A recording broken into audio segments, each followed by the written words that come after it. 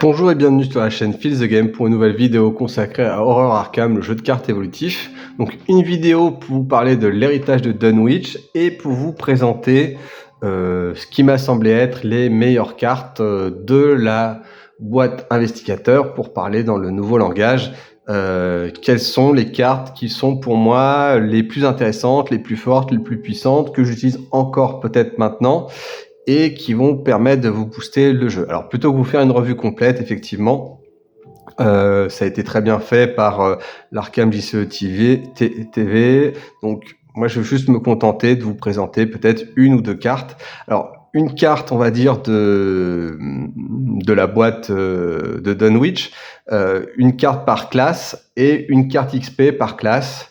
Ce qui vous donnera un avis en sachant que je crois qu'il y avait un peu plus d'une centaine de cartes pour le total. Donc là, ça vous donnera peut-être une idée sur est-ce que cette carte, cette boîte est faite pour vous, est-ce qu'elle vous intéresse, ou peut-être il y aura d'autres boîtes qui vous intéresseront plus, en sachant que je vais essayer de faire ces vidéos sur les 6 premières campagnes d'Arkham. Donc c'est en fait les boîtes que je possède.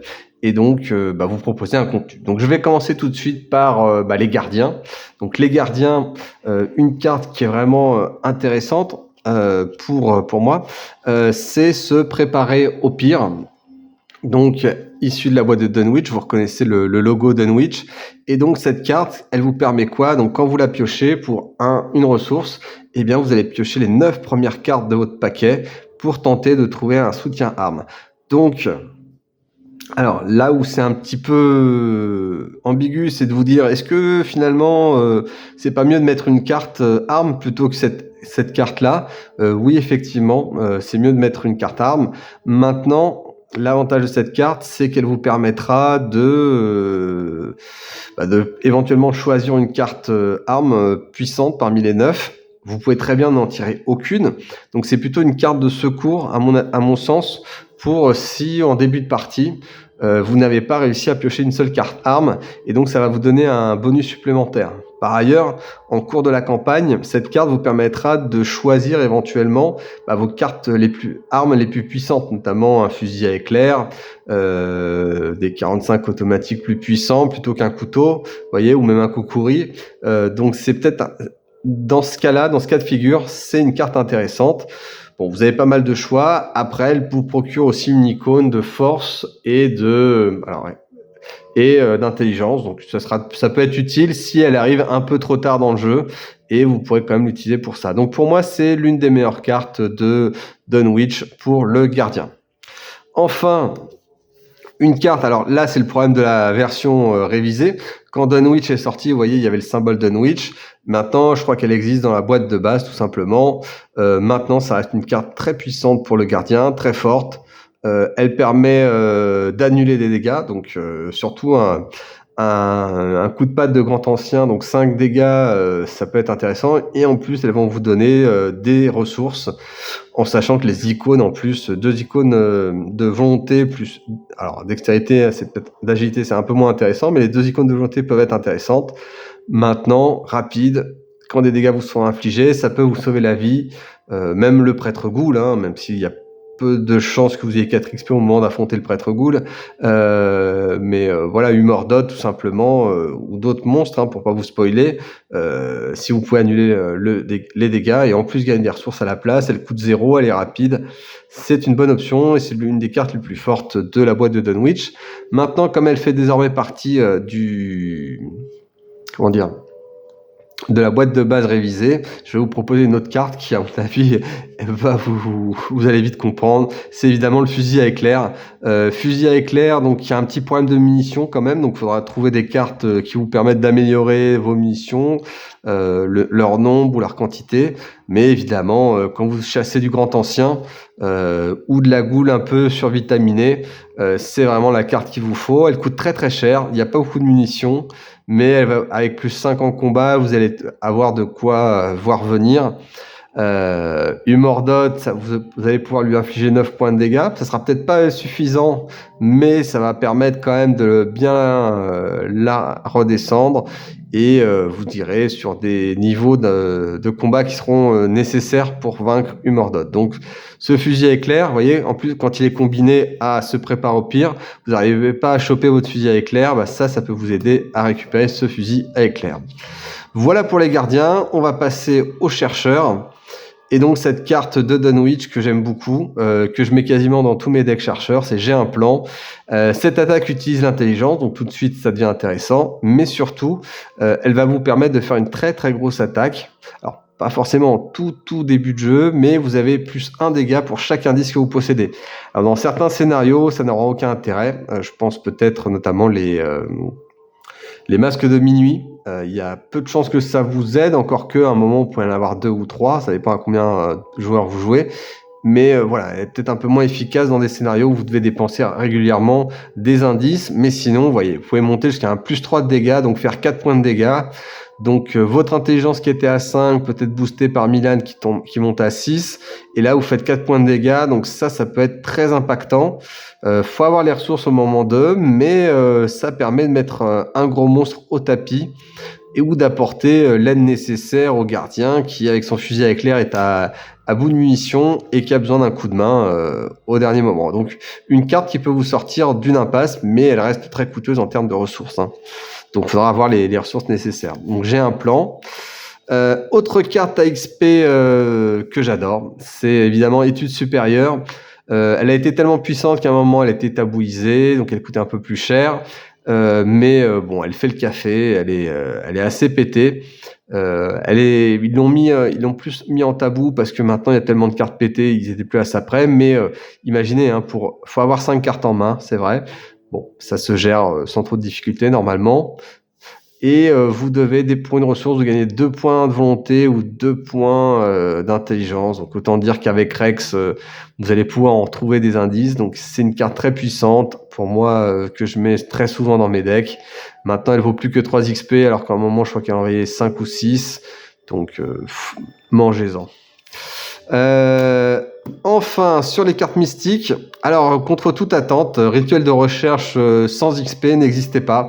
Donc c'est là qu'on voit que le design où tout a été fait pour que vous achetiez Dunwich était présent. Donc les cartes sont connectées. Donc évidemment, la carte rituel de recherche sans XP, c'est bon pour moi, rituel de recherche avec ou sans XP, c'est des cartes que vous devez mettre dans votre paquet.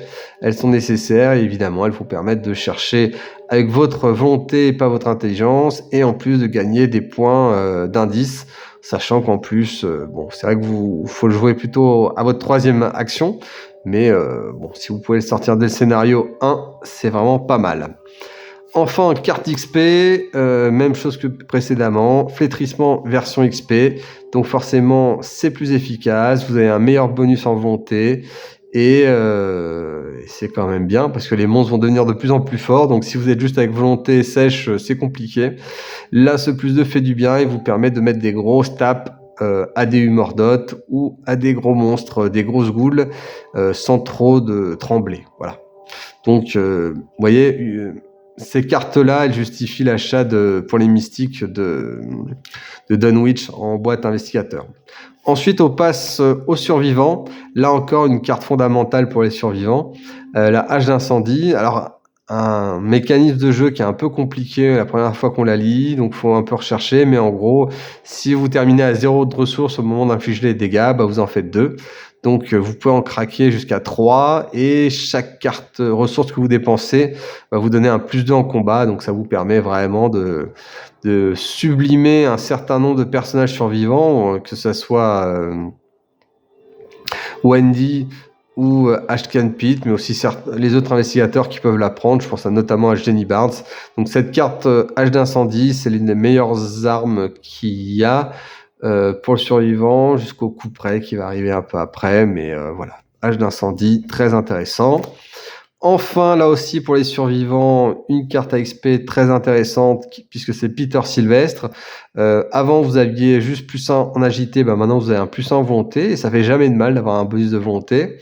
Et enfin, il a une réserve d'un peu plus importante en termes d'horreur, donc ça vous donnera ça lui permet d'absorber dès le premier tour 2 horreurs d'un coup plutôt que de leur dispatcher, donc ça peut être très intéressant. Et voilà, Peter Sylvestre, c'est quand même l'allié majeur des survivants. Il a un peu trop d'ailleurs, mais voilà, c'est une carte. Alors en termes d'XP, vous pouvez vous contenter du Peter Sylvestre de base, il est déjà bien, mais XP, il est encore plus agréable. Ensuite, on passe sur les truands où il y a beaucoup d'options et là encore des cartes fondamentales à mon sens, comme Loup Solitaire. C'est vraiment une carte indispensable pour tous les truands. Alors peut-être pas si vous jouez à 4 joueurs parce que vous allez vous marcher dessus, mais dès que vous êtes 1, 2 et peut-être moins 3, mais voilà, 1 ou 2 joueurs, cette carte elle est indispensable.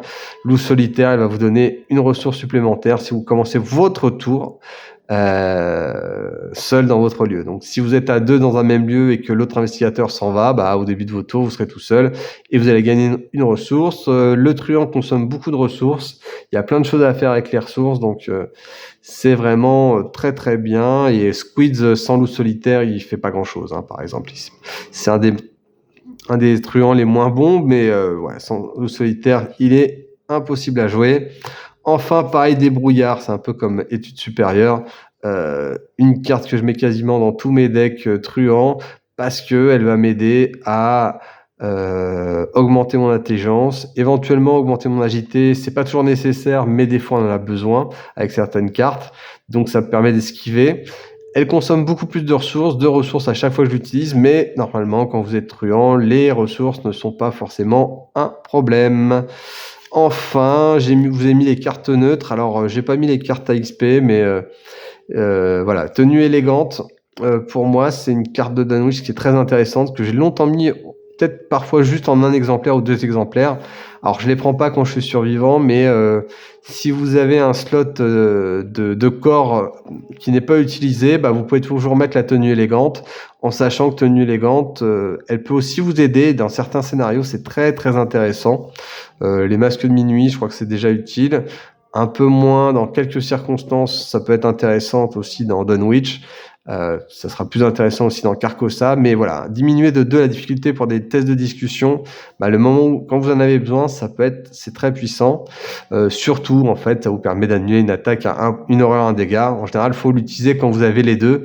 Et voilà, ça vous donne un petit boost d'armure qui est pas inutile. Quand vous avez un pool qui est relativement restreint, c'est pas une mauvaise carte à mettre dans votre paquet. Voilà, j'en ai terminé sur les cartes que je vous recommande pour Dunwich. N'hésitez pas à laisser un commentaire, liker la vidéo ou la partager avec vos amis. Je vous dis à bientôt pour une nouvelle vidéo. Au revoir.